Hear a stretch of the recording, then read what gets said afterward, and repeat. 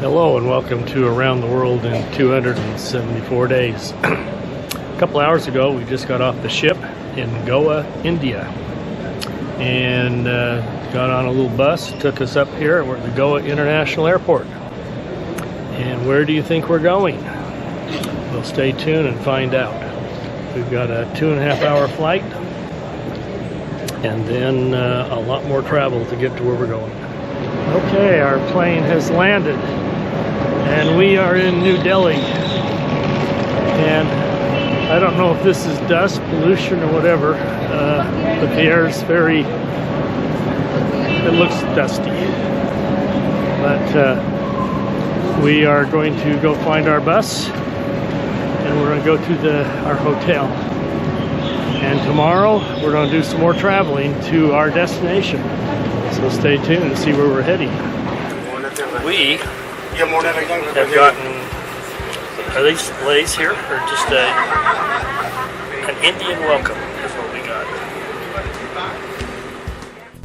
We stayed at a beautiful hotel in Delhi, and the main guy here out front, he was just dressed up in the typical Indian costume. Okay, we made it to our hotel room, and it's quite a nice place. This hotel is where President Clinton stayed, Hillary stayed as Secretary of State, President Bush, President Trump, and President Biden all stayed in this hotel. And besides this little flower greeting, they gave us this sash as we walked into the hotel room.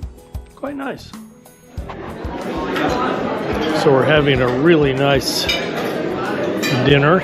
That's a buffet, and I'm not quite sure what that is,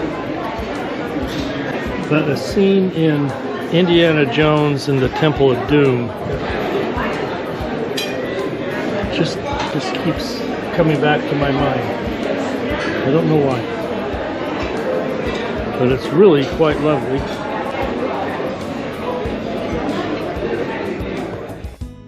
A wonderful dinner and visiting with friends. We called it an early night because we had to get up early. Well, good morning. It's 5:50 in the morning, and we are getting ready for about a 4-hour drive to our next destination. Keep watching and see where we're going. Driving anywhere in India is an experience with 1.4 billion people living in the country. New Delhi has 29 million people, and in this next scene you'll see what it's like to drive through town. I'll even leave the sound on.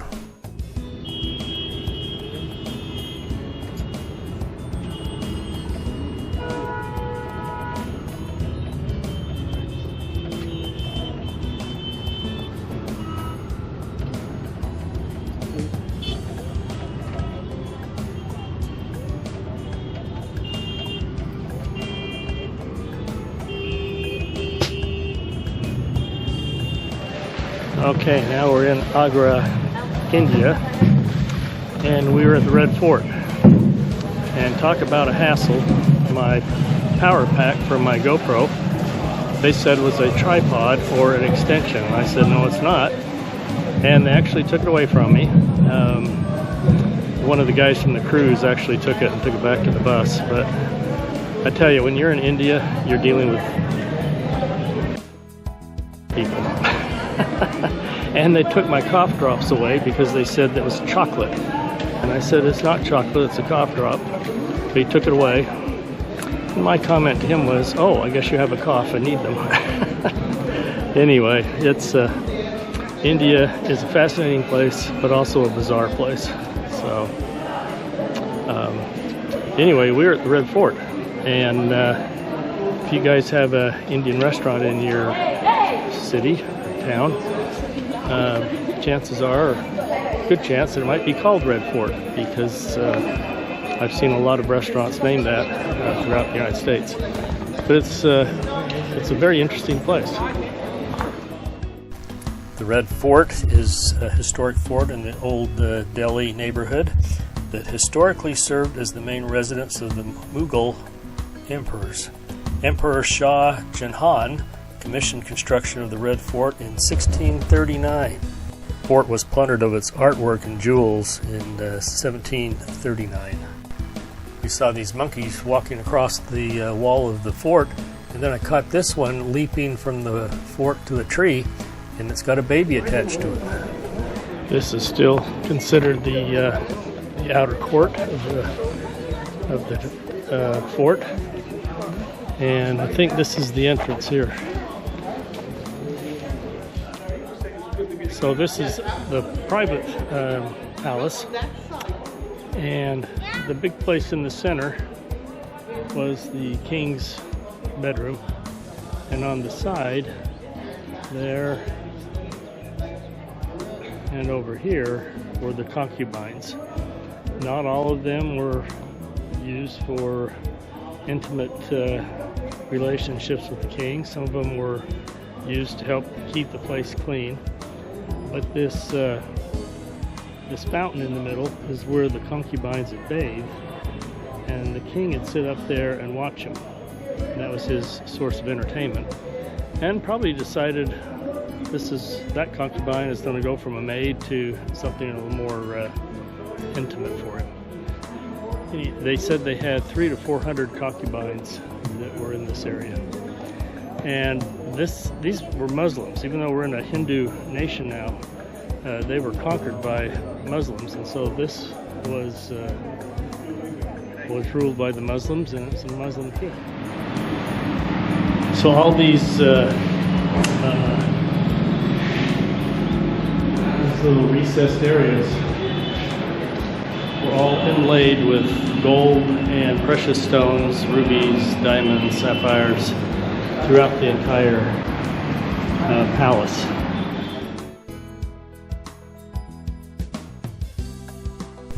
This is the king's bedroom, and our guide told us that in one part of the bedroom there were mirrors on the ceiling and on the walls, and that's so while he was in bed being entertained, he could look up at the mirrors and be entertained even more. All these rooms were stripped of the gold foil that covered them and the jewels. I guess that's what happens when you get conquered. This is us leaving the fort, going down this ramp, and if you look at the tops of it, you'll see there's really to pour hot mustard oil on any army coming up the ramp to attack. The Red Fort is the largest monument in Delhi and one of the most popular tourist destinations, which attracts thousands of visitors annually. Could this be our final destination? As we were leaving, we saw this young girl tightrope walking on the side of the road. Her mother gave us kind of a dirty look because we didn't stop to give them money. Before arriving at our last destination, we stopped at the hotel, checked in, and got a couple hours rest. I got a mark on my forehead. Not sure what that means, but I got it.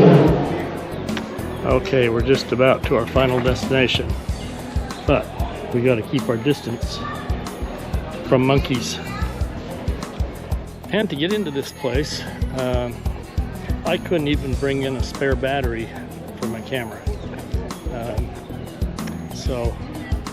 But fortunately they told us that before we left the hotel, and so I was able to just leave them all there.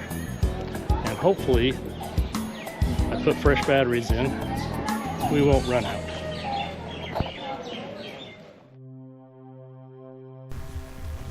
And here is our final destination, what we traveled for several days to get to. And you obviously know what it is.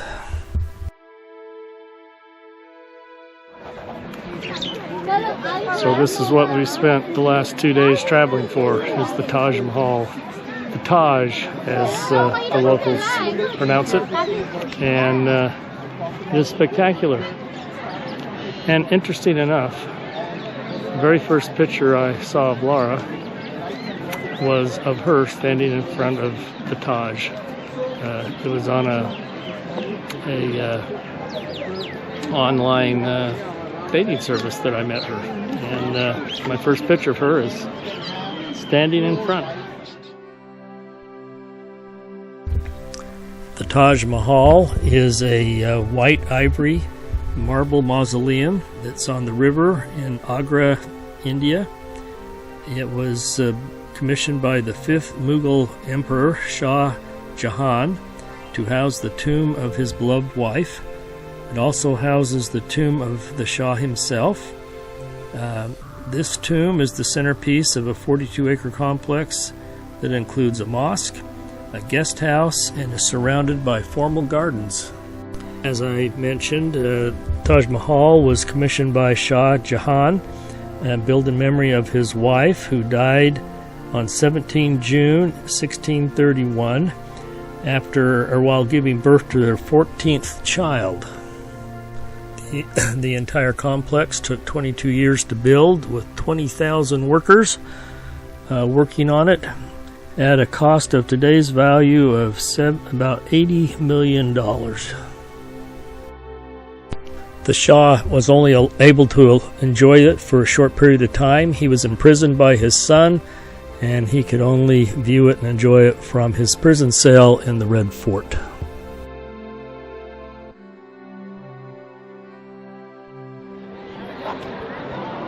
So this, the king that built all this, he was a Muslim, and right over there is a mosque. I've got some other pictures of it. That's the real mosque. But he was really into everything being symmetric, and so he built this exact replica of the mosque, but this is the fake one. And the reason the other one is real is because it is facing west to Mecca, which is an interesting thought because we always think east to Mecca, but when you're on the other side of the world, it's west to Mecca. The craftsmanship is absolutely incredible. Each one of these is inlaid into the marble, and also the sculpting of the marble was all done by hand. Just a massive project, and very impressive. The time and effort it took us to get to the Taj Mahal was definitely worth it. This was just an incredible experience, and just amazing the amount of workmanship that went into this project. Well, our adventure to Taj Mahal has come to an end. It's been a long day. We got up at 3:45 this morning. We're on the bus by 4:30 in Agra, India. Drove 4 hours on a bus to New Delhi, got on a plane, and flew to Mumbai, which used to be Bombay. And now we're back on the ship. And we're going to spend a couple of days at sea, and then we'll be in Abu Dhabi, I believe. If you liked our video, please hit the like button and subscribe to our YouTube channel, Around the World in 274 Days, Bob Allen Travels. And be sure to hit the notification bell so you're notified every time we post a new video. Thanks for watching.